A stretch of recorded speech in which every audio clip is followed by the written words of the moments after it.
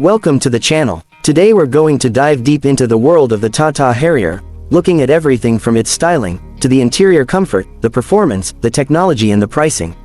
If you're considering this SUV, buckle up because we're covering all the angles.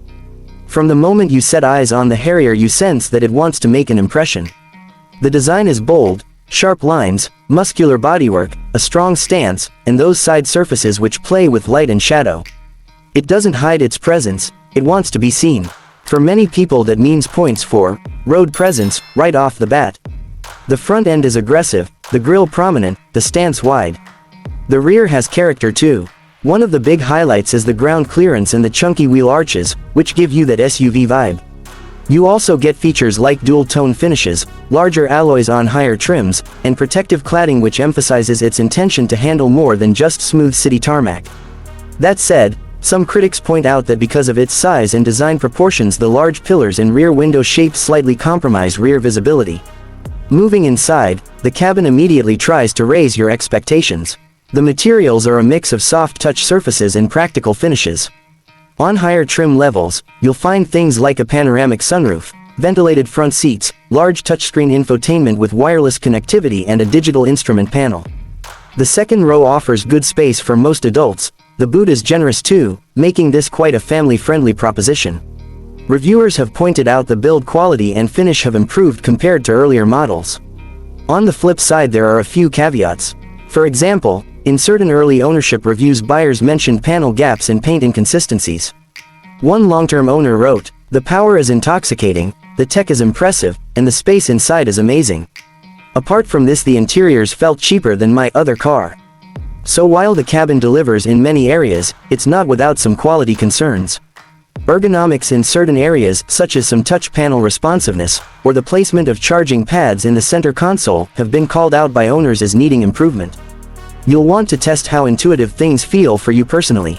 In terms of performance the Harrier offers some serious credentials. In its traditional internal combustion engine form it is powered by a 2.0-liter diesel engine producing around 170 PS and 350 Nm of torque, mated to manual or automatic gearboxes. This gives it strong mid-range punch, making it comfortable for overtaking, long-distance cruising, and the 2,000 to 3,000 revolutions per minute range where you're doing real work. Reviewers note that the ride and handling balance has improved, with less body roll than you might expect from a big SUV, while still giving good comfort. But perhaps the most exciting version of this model is the electric version, the Harrier EV. This introduces a whole new dimension.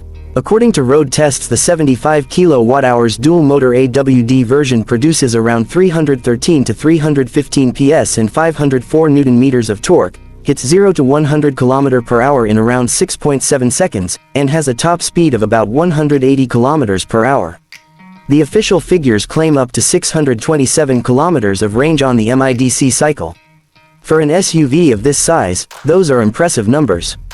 One media report highlights that it succeeded in pulling a 23-ton tank in a promotional stunt, though that may say more about marketing than everyday practicality.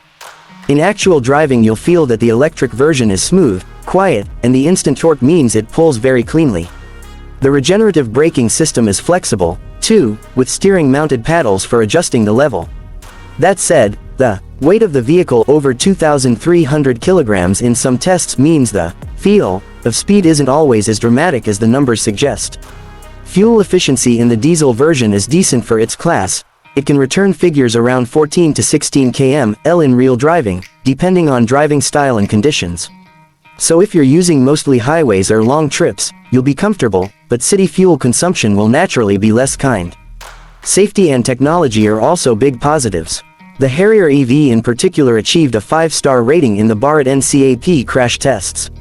Features like multiple airbags, electronic stability control, drive modes Eco, City, Sport, Rough, Wet etc. and in the EV version LEVEL2 ADAS features and big infotainment systems are included.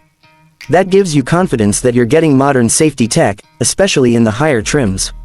Now let's talk pricing because that often is the final deciding factor. For the diesel Harrier model in India the on-road price starts around 14 lakh rupees in some cities, and goes up significantly depending on variant, features and transmission. In Pakistan the Harrier is listed in several variants around 7.1 million Pakistani rupees and up. The EV version starts in India at about 21.49 lakh rupees for the base variant, with higher trims reaching up to around 29 lakh rupees for the quad-wheel drive AWD version. Given this pricing, you have to weigh the value you get for that money. On the plus side, you're getting strong performance, good space, modern tech and a commanding presence. On the minus side, you may have to live with moderate fuel efficiency. For the diesel, the large size may make city driving and parking a bit more demanding, and you'll want to check service network and build quality for your region. As one owner put it, the service centers are so bad, there are more Tata cars than service centers can actually take care of. In summary, here's what I would convey to you. If you're looking for an SUV that makes a statement, one that offers size, space, performance, and decent tech for the money, the Harrier is a worthy contender. The diesel version gives you tried and tested performance and a straightforward buying path. The EV version takes that to another level with cutting-edge electric performance and strong range if you can justify the premium and have the right charging ecosystem. If you live in the city and frequently deal with tight parking, heavy traffic and shorter drives, you might want to test drive it and also explore alternatives, especially petrol or smaller SUVs. If you're doing a lot of highway driving, value space, and want something for the long haul, this could be a very smart choice. Thanks for watching this review on Car Vibes. If you enjoyed this, hit like, subscribe and let me know in the comments if you'd like to see an in-depth comparison between the Harrier and its rivals next.